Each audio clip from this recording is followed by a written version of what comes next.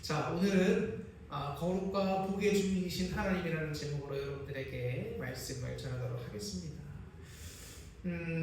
오늘 우리는 하나님의 은혜와 평강 가운데 이 거룩한 예배 자리로 모이게 되었습니다. 오늘 우리가 함께 읽은 이 신명기 32장의 말씀은 소위 별칭으로 모세의 노래라고 불리는 매우 특별한 본문입니다. 이 노래는 모세의 인생의 마지막 시점에서 기록이 되었습니다.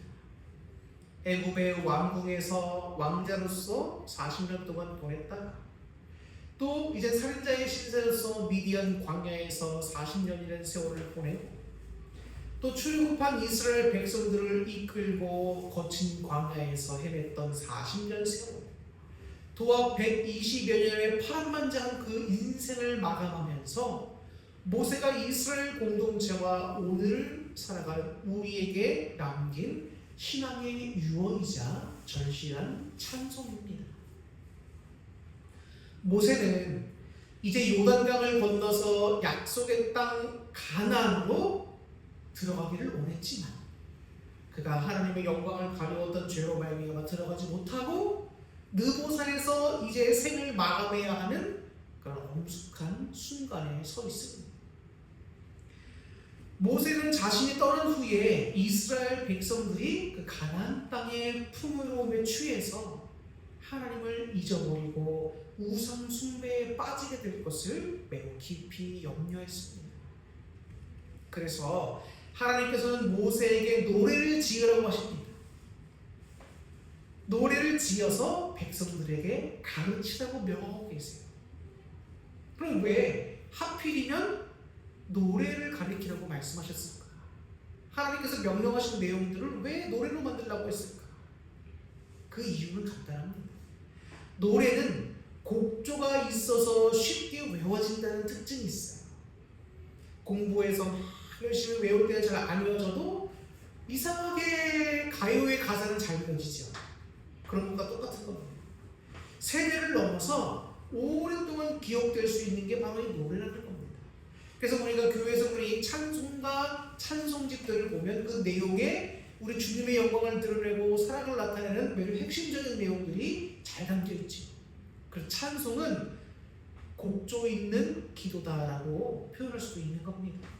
이렇게 하나님께서는 백성들과 오고 오는 주님의 백성들에게 이 주님의 명령과 뜻을 잘 기억하고 외울 수 있게 하기 위해서 곡조 있는 노래를 지으라고 모세에게 명령하신 겁니다. 오늘 모세가 하늘과 땅을 증인으로 삼는다고 하는 내용이 1절부터 나와요. 하늘과 땅을 증인으로 삼는다는 것은 모든 만물 앞에서 이제 모든 만물이 증인으로 서게 된다는 겁니다. 그래서 하늘과 땅을 증인으로 삼아 선포하는 이 노래의 핵심이 뭐냐? 바로 우리가 믿고 따르는 하나님만 우리의 참된 신이시고 모든 거룩함의 근원이시며 참된 복의 주인이라는 사실이에요. 오늘 말씀을 통해서 우리가 잃어버렸던 우리들의 거룩함을 회복하는 시간 될 수 있으면 좋겠습니다. 세상에 주는 가짜 복이 아니라 하나님이 주시는 진짜 복을 누리는 은혜의 시간이 되기를 주님의 이름으로 간절히 축원합니다. 우리가 호세아서를 수요 성경 공부 시간에 계속 배우고 있습니다. 그리고 호세아서에서 주된 메시지가 뭡니까? 오늘 모세가 이 노래를 지으면서 가장 우려했던 내용, 그들이 가나안 땅의 풍요에 취해서 하나님을 잊어버리고 우상을 숭배할까 매우 염려했지 않습니까? 근데 그 염려 그대로 이스라엘 백성들이 풍요로움은 하나님 주신 것이 아니다, 바알이 주신 것이다 라고 하면서 하나님을 저버리고 그 배은망덕하게도 우상을 섬기다가 결국 심판받게 되지 않습니까?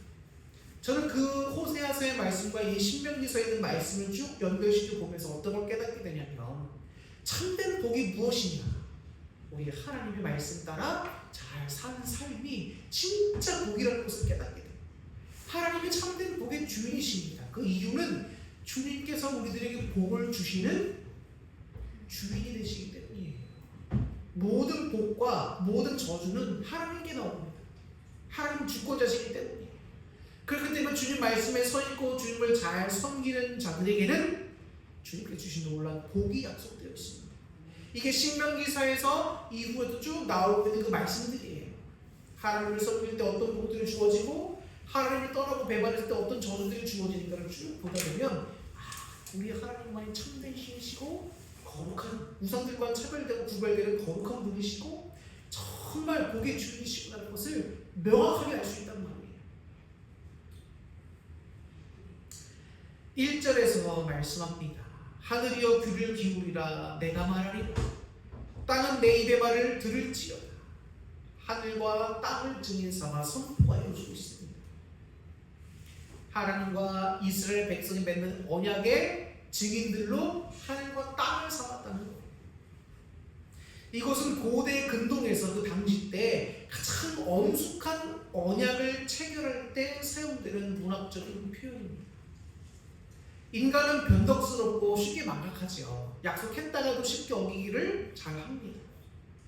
하나님은 창조하신 하늘과 땅은 근데 인간과 같지 않아요. 늘 그 자리에 서서 하나님의 말씀과 역사를 증언하고 있습니다.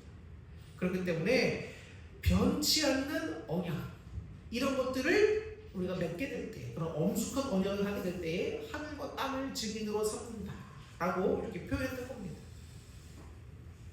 우리가 믿는 하나님은 여러분 그냥 골방에 갇혀서 아무것도 못하시는 그런 분이 아닙니다. 주님은 어떤 분이신가요?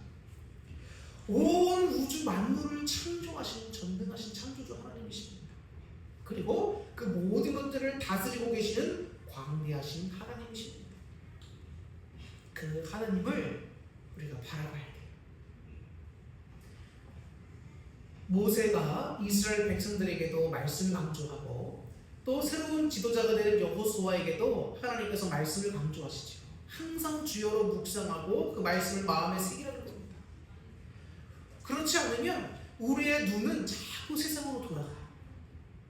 환경으로 돌아가고 나를 힘들게 하고 어렵게 하고 여러 가지 상황 속에 시선을 자꾸 꽂히다 보면 내 마음이 주님으로부터 멀어지게 됩니다.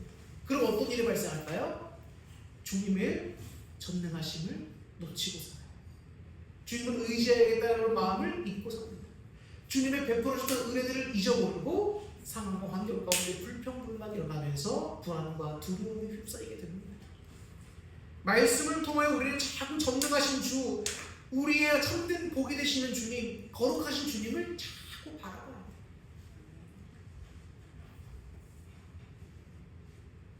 모세가 하늘과 땅을 증인으로 부른 이유는 이제 선포된 그 하나님의 말씀이 그만큼 절대적이기 때문인 겁니다. 그리고 모든 피조물들이 반드시 귀를 기울여야 할 생명의 법도이기 때문에 하늘과 땅을 부른 거예요. 오늘 이 시간 우리의 닫힌 귀와 마음이 열려서 하늘과 땅처럼 하나님의 어미하신 말씀에 귀를 기울일 수 있기를 소망합니다. 하나님께서 우리가 주신 말씀을 통하여 우리는 자꾸 하나님을 바라봐야 합니다. 2절을 보면 이런 말씀이 나옵니다. 내 교훈은 비처럼 내리고 내 말은 이슬처럼 맺히나니 연한 풀 위에 가는 비 같고 채소 위에 단비 같도다. 이런 말씀이 나와요. 생명을 살리는 단비 같은 말씀이라는 겁니다. 생명을 살리는 단비 같은 말씀. 그렇다면 그 말씀이야말로 하나님의 말씀이야말로 참된 우리의 생명이고 참된 복임을 알 수 있는 거예요. 2절에서 모세는 하나님의 말씀을 비라든지 이슬이라든지 가뭄이라든지 단비라는 말로 표현합니다. 그런데 한번 생각해 볼까요? 여러분 광야에서 40년 동안 이스라엘 백성들이 삽니다. 그죠? 헤매며 살아요. 그럼 그 거칠고 메마른 광야를 걸어왔던 이스라엘 백성들에게 비라고 하는 것, 이슬이라고 하는 것, 단비라고 하는 것, 가는비라고 하는 것이 얼마나 소중한 건지, 자신들의 생명을 살리는 얼마나 소중한 것인지를 그들은 뼈저리게 느꼈을 겁니다. 이 중동이라는 지역은 매우 비가 귀한 지역이에요. 그런데 하나님께서 주시는 그 말씀이 이러한 비와 같다, 단비와 같다는 겁니다. 비가 내리지 않는 광야는 죽음의 땅이에요. 사막이 왜 죽음의 땅입니까? 비가 내리지 않기 때문입니다. 그러나 하늘에서 단비가 내리면 그 사막에서도 싹이 나고 생명의 역사가 시작돼요. 놀랍지 않습니까? 하나님은 이처럼 복의 주인이시고 주님이신 그 말씀이야말로 참된 복이라는 걸 알 수 있는 거예요. 우리가 읽고 있는 성경이 참된 복이다 아셔야 됩니다. 그런데 하나님이 주시는 가장 본질적으로 위대한 복을 우리는 다 놓쳐버리고 이 하나님의 말씀은 우리가 소중하게 생각하지 않고 우리가 다른 것에 더 집중하고 있지는 않습니까? 세상은 돈과 명예, 건강, 성공을 복이라고 말합니다. 그리고 그것을 자랑하지. 그러나 성경은 하나님의 말씀이야말로 우리 영혼과 우리 인생에게 주어진 가장 큰 진짜 복이라고 말합니다. 저는 요즘 참 많은 것을 느낍니다. 우리 권사님들도 그렇고 저도 그렇고 여러분들의 모습을 보면서 우리가 한 해 한 해 나이가 먹고 점점 주님 뵈러 가려도 가까우고 건강도 다 잃어버릴 때가 와요. 근데 그런 걸 보면서 우리가 이 땅에서 뭘 자랑할 수 있을까? 60세 먹은 할머니 할아버지가 마치 40대와 같다? 이런 그게 자랑할 만한 걸까? 돈 많다가도 우리가 죽으면 가져가지 못하는 그 모든 것들을 내가 남들보다 누리고 있다고 자랑할 만한 걸까? 내가 사는 지평수가 넓다고 자랑할 만한 걸까? 참된 자랑과 복은 뭘까? 아무리 봐도 예수님밖에 없어요. 아무리 봐도 천국밖에 없는 겁니다. 아무리 세상의 조건이 풍요로워도 하나님의 말씀이라고 하는 단비가 우리의 영혼과 우리의 삶에 채워지지 않으면 거기에는 가뭄과 죽음밖에 없는 거예요. 황폐해질 수밖에 없는 겁니다. 우리의 심령이 날마다 하나님의 말씀으로 채워지고 하나님을 의지하지 않으면 우리의 심령과 신앙과 우리의 삶은 황폐해질 수밖에 없는 거예요. 하나님이 참 그런 말씀을 주실 때가 있습니다. 언제나 여러분들에게 좋은 말씀, 복된 말씀, 듣기 좋은 말씀만 전하면 너무 좋겠지만 때로는 하나님이 어떤 성도님들에게 고난이 다가올 거다 혹은 누구에게 고난이 다가올 거다 미리 말씀해 주신 경우도 있어요. 그런데 중요한 건 그런 고난의 메시지를 선포하게 될 때에 하나님께서 꼭 주시는 말씀이 믿음으로 나를 의지해. 나에게 믿음으로 기도해. 내가 도와주시려고 말씀하신다는 거예요. 그 말은 뭡니까? 인생에서는 여러분 시험이 다가올 수도 있고 혹은 그거와 별개로 우리의 어려운 상황이 다가와요. 그럼 그럴 때마다 우리 누구를 의지해야 될까? 뭘 의지해야 될까? 말씀을 통하여 주님이라는 분이 어떤 분인지 알고 주님 어떤 분이라고 성경에서 증거하고 있지요?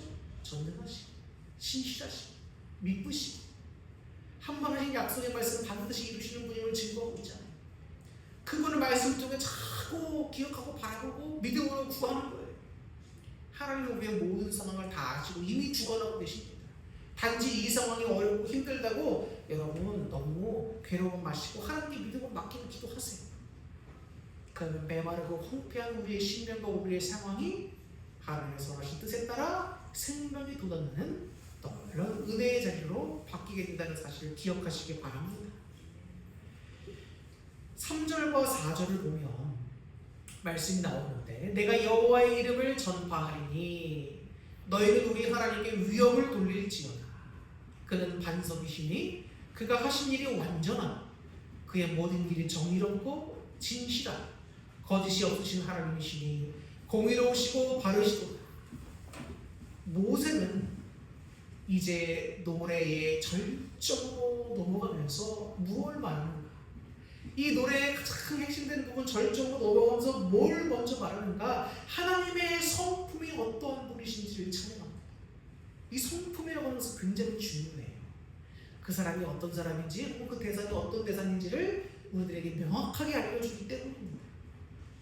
그런데 하나님을 어떤 분인지 그 성품에 하나님에 대한 성품을 지금 노래하고 있는데 어떤 분으로 나옵니까? 하나님은 반석이라는 겁니다. 반석이 어떤 겁니까? 평평하고 넓다란 아주 든든한 흔들리는 견고한 돌을 말하는 거예요. 주님은 흔들리는 분이 아닙니다. 주님이 하시는 일은 완전하다. 주님은 완전하신 분이라는 거예요. 또 주님이 행하시는 모든 길은 어떻다? 정의롭다. 그러니까 주님은 정의로우신 분이라는 거예요. 진실된 분이라는 겁니다. 거짓이 없으신 분이라는 거예요. 하나님은 공의로우시고 바르신 분이라는 겁니다. 얼마나 좋습니까? 주님이 거짓된 사탄과 같은 거짓된 신이라고 한다면 우리가 어디 소망을 둡니까? 주님이 공의와 정의가 아니라 여러 가지 악을 행하는 분이라면 우리가 거기에 무슨 소망을 둘 수 있습니까? 주님은 반석처럼 굳건하게 약속하신 말씀을 신실하게 지키는 분이 아니라 다 약속도 어기시고 그런 분이라면 우리가 하나님을 어떻게 섬깁니까? 거기에 소망이 없는 거죠. 그런데 주님은 완전하시고 신실하시고 미쁘시고 거룩하시고 전능하시고 정의로우신 분이라는 겁니다. 그런 분이 우리의 주님이십니다. 완전하신 주님. 광야에서 반석은 또한 어떤 기능을 하냐면 뜨거운 태양볕을 피할 수 있는 그늘을 제공하기도 합니다. 또한 모세가 지팡이로 쳤을 때 생수가 터져나왔던 것도 반석이었지. 세상의 모든 것은 매우 흔들리고 변해요. 예전에는 10년이면 강산도 변한다고 하지만 요즘에 몇 년이면 강산도 변해요. 없던 산이 없어지고 거기 아파트가 막 들어섭니다. 불과 1, 2년 사이에. 대단하죠.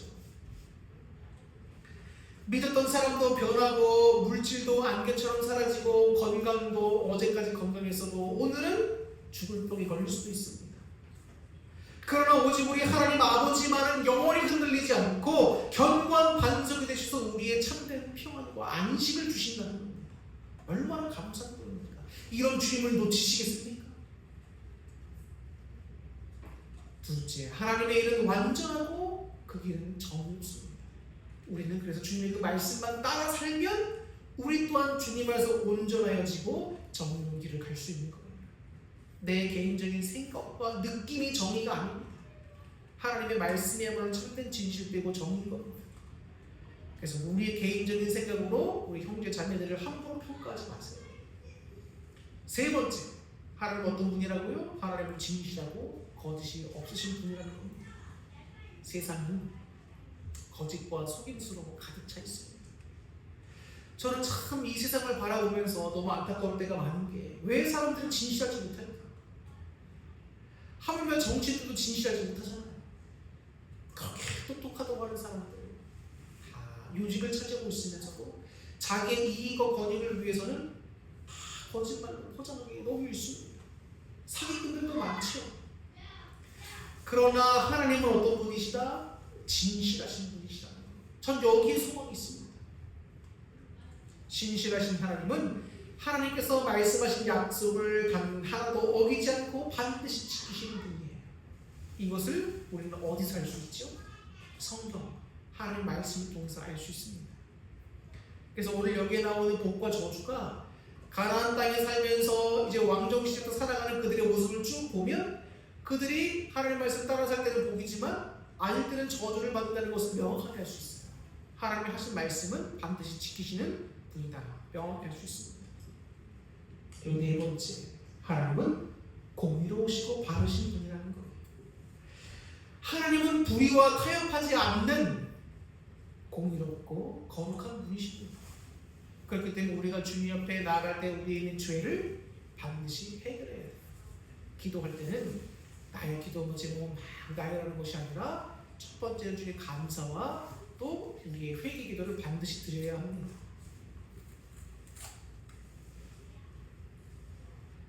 하나님은 세상의 제약과 온전히 구별되시는 흠없고 순전하신 분입니다. 바로 이 거룩하신 하나님이 우리의 아버지가 되시며 우리 인생의 주관자가 되신다는 사실 기억하시기를 바랍니다. 이제 오늘 본문 설교를 마치려고 합니다.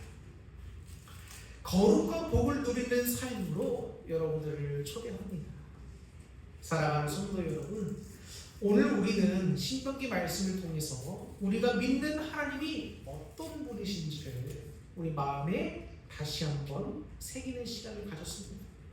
하나님은 온 우주의 주인이시면서 메마른 우리 영혼의 단비를 내리시는 복의 근원이 되십니다.